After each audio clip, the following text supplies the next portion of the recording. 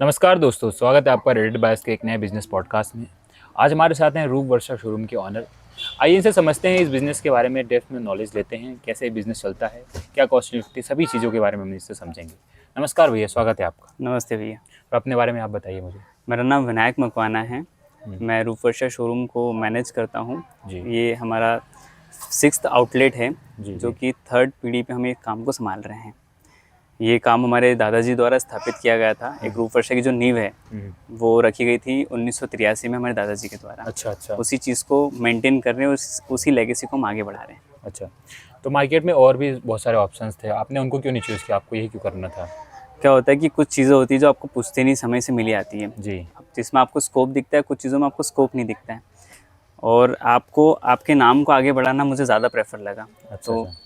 इस लेगेसी को चूज़ करते हुए हमने ये अपने ऑप्शन को खुद के ज़्यादा ब्रांड को। जी। ठीक है। तो जैसे आपने जब इस बिज़नेस पे कदम रखा तो उस समय आपने क्या अपने आप को प्रिपेयर करा था?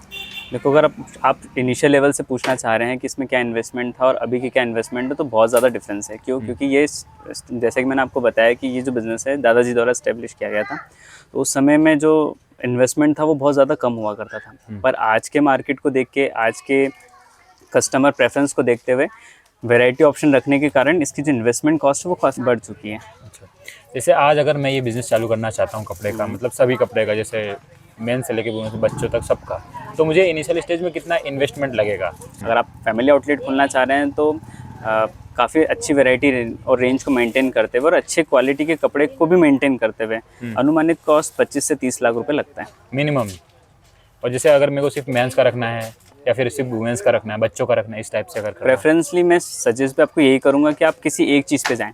हाँ हाँ। कारण क्या है कि अगर आप एज अ न्यू कमर हैं तो आप सब चीज़ को मेंटेन नहीं कर पाएंगे। आपने कहावत सुनी होगी, एक सादे सब सदे, सब सादे सब जाए। हाँ तो उसका मतलब ये है कि अगर आप किसी एक चीज़ पे फोकस रहेंगे तो आप उसी चीज़ को बहुत अच्छा पूर्णतः से निभा पाएंगे। और अगर आप सब पे करेंगे तो आप सब में निपुणता नहीं ले पाएंगे। इनिशियल स्टेज में एक पे रहना चाहिए। एक पे ही रहना चाहिए। उसकी कॉस्टिंग अगर मेंटेन करके मान के चलते हैं अपन कि अगर आप मेंस बुटीक खोलना चाह रहे सिर्फ हैं या मेंस शर्ट पैंट्स ये सब, तो आप इनिशियल में 5 से 10 लाख रुपए के बीच में इसको कर सकते हैं। मतलब 10 लाख में हम प्रॉपर चला सकते बहुत हैं। अच्छे से कर सकते हैं।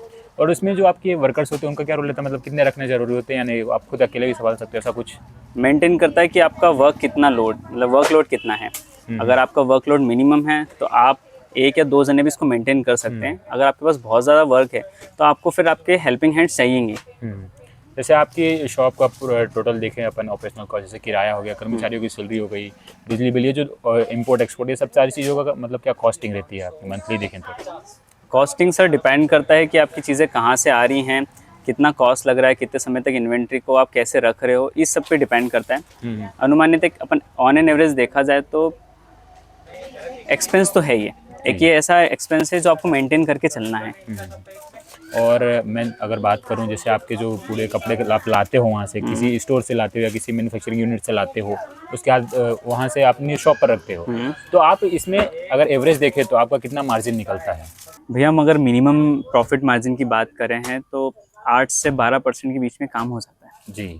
अब बेसिकली इनकम अगर देखी जाए तो टर्नओवर पे बेस रहती है कि आपने जितना हाई सेल किया है उस पर फिर आपका उतना प्रॉफिट मार्जिन होता है। कस्टमर कैसे हैंडल करते हैं आप?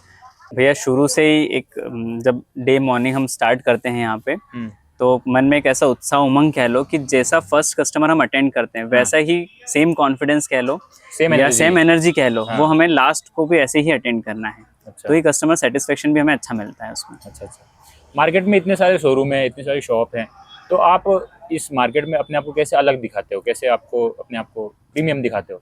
सर रूप वर्षा एक कस्टमर का टेस्ट समझता है, रीजनेबल रेट पे क्वालिटी प्रोडक्ट देते हैं जी। तो ये चीज़ हमारी एक यूएसपी है। तो ये चीज़ हमको थोड़ा सा डिफरेंट बनाती है।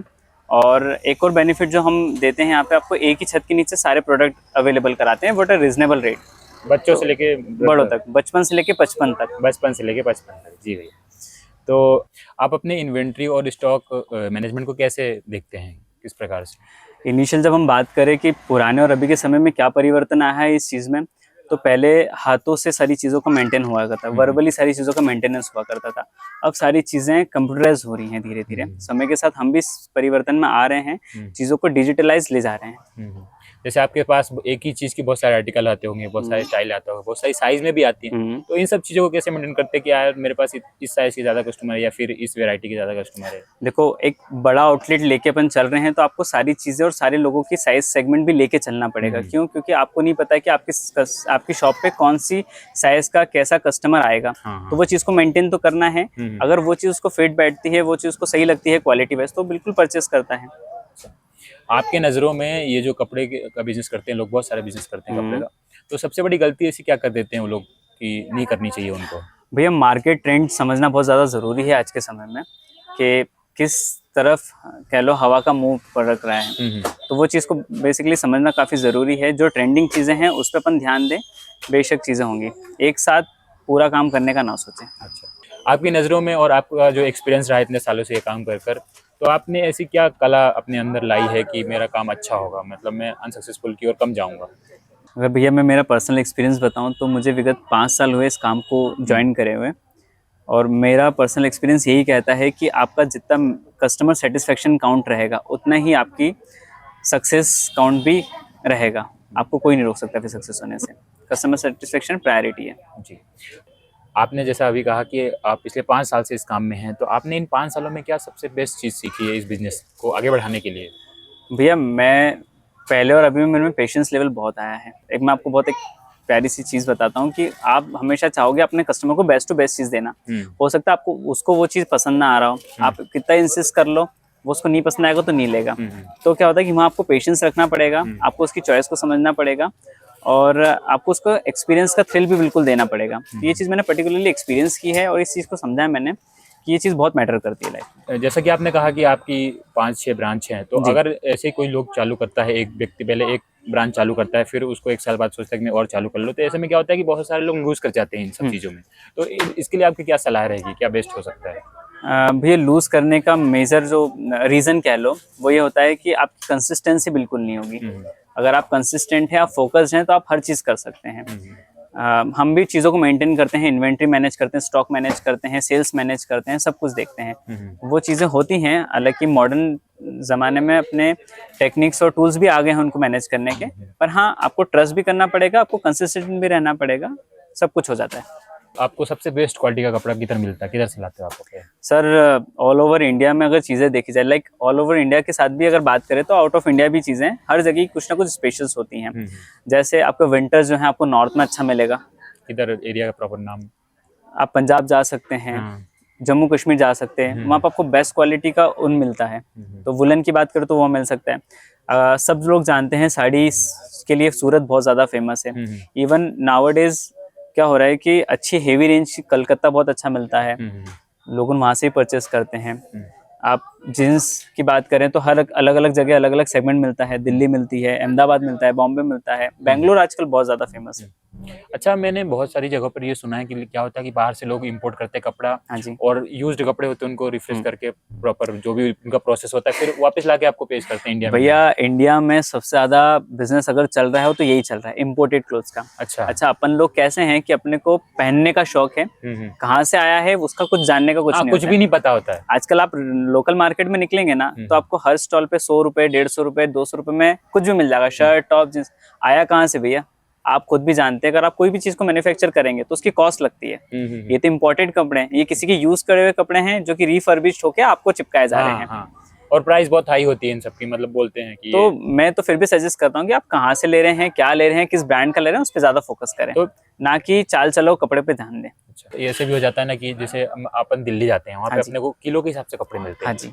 और यहाँ पर लोग लाके पीस में बेचते हैं कि जैसे 1 किलो में 10 जींस आ गई, तो वो यहाँ पर लाके एक पीस में बेचेंगे, वो उसमें बहुत सारा फायदा मिलता है। आपको मैं बहुत अच्छी बात बताता हूँ, ये जो किलो वाला आपने बताया है, ये हमारे साथ भी बहुत बार कस्टमर आके बोलता है कि यही सेम पीस हमने 350 में देखा, आपके यहाँ 850 में। भैया, पहली बात तो कपड़े में कभी सेम नहीं हो सकता। सबसे वर्ल्ड की लार्जेस्ट इंडस्ट्री अगर कुछ है तो वो क्लोथिंग अपैरल्स है। आप देखो, पूरे विश्व में इतनी क्लोथिंग अपैरल से इतने ब्रांड्स आपको नाम तक भी नहीं पता होंगे भैया, बहुत सारे हैं। और वो सब चल रहे हैं, सब प्रॉफिटेबल बिजनेस है। क्यों? क्योंकि हर व्यक्ति कुछ नया पहनना चाह रहा है, नया आर्टिकल लाता है। हाँ, तो कभी सेम आर्टिकल मिल नहीं सकता। ठीक है, फर्स्ट। सेकेंड ये कि किलो वाला जो कपड़ा होता है वो यूज्ड कपड़ा होता है कभी, और ये जो है ना, ये दिल्ली में नहीं होता, पानीपत में बिकता है सबसे ज्यादा कपड़ा। पूरी गठान टू गठान आती है। अगर आपको इस बिजनेस को कमाई इन्वेस्टमेंट और फ्यूचर में ग्रोथ के हिसाब से रेट करना हो, और जो अब तक आपने अभी किया है, इसमें आप 10 में से कितने पॉइंट देना चाहेंगे इसको? भैया ये जो सेगमेंट अपन जिसमें है क्लोथिंग अपीयरेंस, ये बहुत फास्ट ट्रेंडिंग चेंज आइटम है। तो यहाँ पे आपको एक तरीके से कह लो कलाकार होना बहुत जरूरी है। आप जितना जल्दी चीजों को ग्रैब करोगे उतना इजीली ही आप इस चीज में ढल पाओगे। रेटिंग वाइज अगर बात करें हैं इंक्लूडिंग रिस्क फैक्टर, तो 8 आउट ऑफ 10। 8 आउट ऑफ, वो 2 पॉइंट आपके छोड़ रहे हैं। रिस्क मेजर है।